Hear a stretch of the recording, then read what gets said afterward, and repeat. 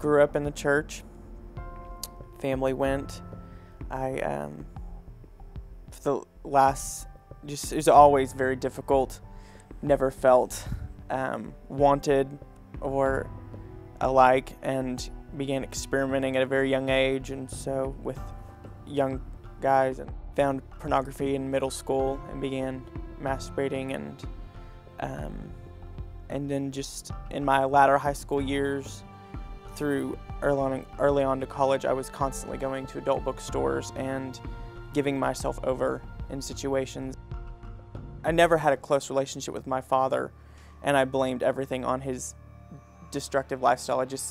Once I heard about generational sins, I just like, that's my key. I can blame it on my dad. And I've had a very dysfunctional relationship with my mother. I took a lot of advantage of her. There was just hatred and a lot of hurt on both sides of my family because of how I treated them. Just years of rebellion and hurt and lack of trust. I just went in a down spiral in the worst I'd ever been, and I was having sex anywhere with anyone, just making horrible choices. I had lost in my employment. I was totally lost. But a friend who was a part of Centerpiece, he had moved to Abilene, was a former graduate of PLM, and we had become friends over the years, not close. I had contacted him, and he was walking with me, and he knew where I was at, and he said, "Well, you really need to go to Pure Life."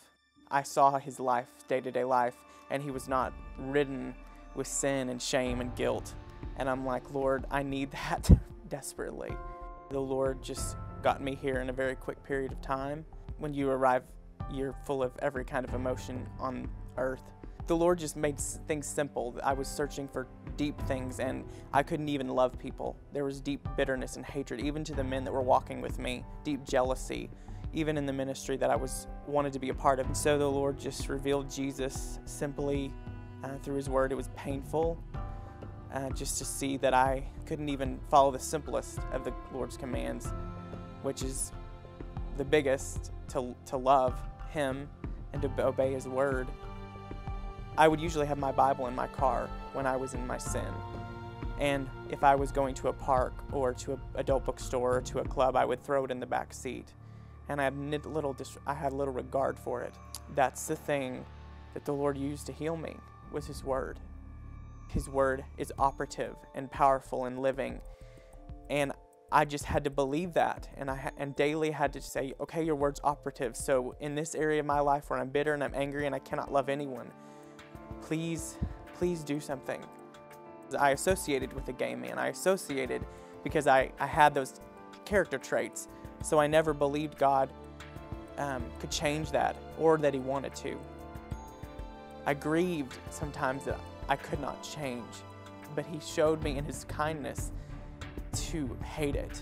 And I'm like, Lord, I don't know how this is going to change, but He is giving me a desire to want that more than ever. And slowly He's giving me characteristics that I never believed I could have. And He wants it more than I do, because He knows how badly I want to be a man, but He also knows how fearful I am of that. And if He can take me from wanting to commit my suicide and not want to live, to finding joy and working a job that I have no idea how to do, and He's given me hope and restoration with my family, then I'm full of hope. He's patient, and He's proven to me that He will be patient till He comes back. My name is Will, and I've been unchained.